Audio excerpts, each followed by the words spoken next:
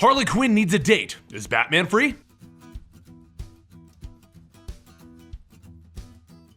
Welcome to the Complete Story Series. We take trade paperbacks and single issues and we break them down into digestible bites to help you understand. Then we read it dramatically back to you. All alterations to the panels, text, and images are to prevent copyright problems, and all art is owned by its respective companies. This is a comic book that came out last year for Valentine's Day. I think it's in canon, but I might be wrong. Holiday specials are really hard to gauge if they remain in canon or not. Harley is enjoying a day on a boat looking for her Jack. "I'm queen of the world!" she shouts to the dismay of the other passengers. So the captain comes down to ask her to stop nicely, and he realizes that she's been on this boat for quite a while. "Miss, how long have you been here?" "Since 8:30 a.m. Thursday." "2 days? What's your obsession with this boat?" "What do you mean? It's free, and it has the greatest views of New York City. And did I mention that it's free?" She walks off the boat and onto the dock, and she looks at the beautiful view of New York City in front of her. On the ocean, though, is a man in a kayak picking up fish that have died due to the pollution. And he swears that this city will be crushed under the mighty carp. While Batman is coming in from a long night of stopping crime in Gotham to a nice home-cooked meal, Alfred informs him that he needs to get ready. They are about to auction off a date with billionaire Bruce Wayne for charity, and he needs to look good for it. That's when Harley gets word that Bruce Wayne is up for a date for only $1 million.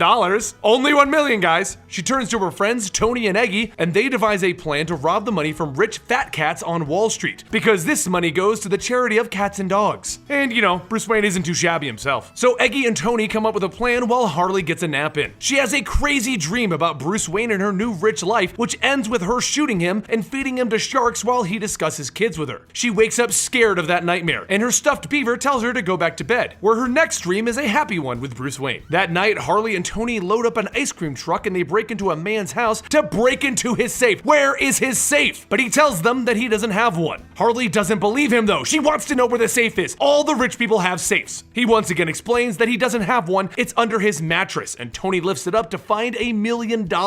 Tony puts it together. If it's underneath his mattress, then there's no way that he obtained it legally and he won't be reporting it. "Well, that sucks," Harley tells Tony. "I was looking forward to an ice cream truck cop car chase." Then Harley walks over and smashes a vase over the man's head for stealing all of this money from the orphans. That's where Tony told her that he got it from. The man laughs. "You can't prove anything." So Harley gives him the worst threat of his life. If he doesn't clean up his act and not do this again, she will marry him forever. Meanwhile, the Carp and his sidekick, the Sea Robin, are preparing for their big heist. They are going to the charity event for the animal shelter to procure the funds and buy his fine-finned friends real estate in Florida. That night at the charity, Harley arrives in a stunning dress and is immediately hit on by an old man. Bruce Wayne takes the stage and the bidding begins with Harley. $47! Then the real bidding begins. $2,000, $5,000, $100,000. It goes higher and higher until one woman shouts, $1 million! So Harley calls Tony. "How much we got, Tony?" $1,100,000. So she chokes out the other woman and shouts, $1,100,000! She wins the bidding and walks up to the stage to collect her prize, and the first thought running through Bruce's head is, Harley Quinn, what does she want with millionaire Bruce Wayne? The auctioneer asks how she plans on paying for it, and she answers that her manservant will hand him the cash, causing Tony to grumble as he walks up on the stage. "Manservant, I'll give you a manservant." At that exact moment, the Carp arrives telling everyone to freeze, it's a robbery! Harley tells Bruce Wayne to stand back while she grabs a mic and throws it at the robbers. It doesn't do very much to the Carp, and he gets her in an electrical net, knocking her out. And as she goes down, Tony calls out, "Hey, that's my friend!" But Bruce is even more confused. Harley has a friend? At that moment, the Carp hits Bruce with a pufferfish serum that paralyzes him and puts him into a nice dream state. Bruce dreams of a life with Harley as his Robin, beating on Alfred and demanding things from him. But when he wakes up, he finds that he has been kidnapped by the Carp. Since he is Batman, he's not too afraid of someone named the Carp. He explains that this isn't his first rodeo, people kidnap him all the time. So who's bringing the ransom and when?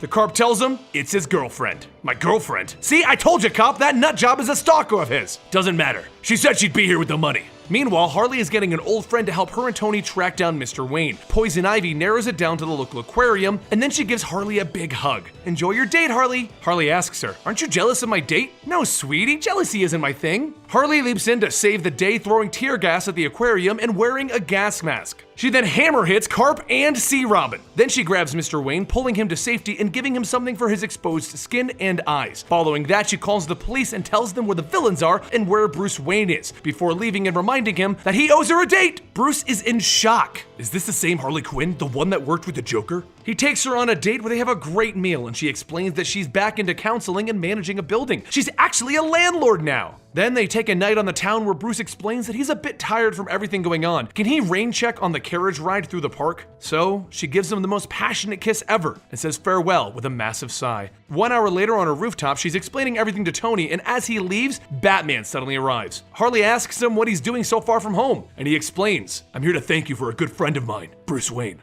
I don't mind how you got the $1 million. It's good to hear that criminal runoff is being handled, but I'm not 100% convinced that you've changed your tune. My tune is that you're on private property, and I can remove you with force if I want. Don't you have better things to do than worry about me? It's been a bit quieter in Gotham since you left, but you should know, just because you aren't in my town anymore doesn't mean I'm not watching you. I don't need you wanting me about anything. I'm a grown-up. This isn't a warning, Harley. This is friendly advice. Then let me ask you something." And she leans in for a passionate kiss with Batman, and then she turns away. "Yep, just as I figured.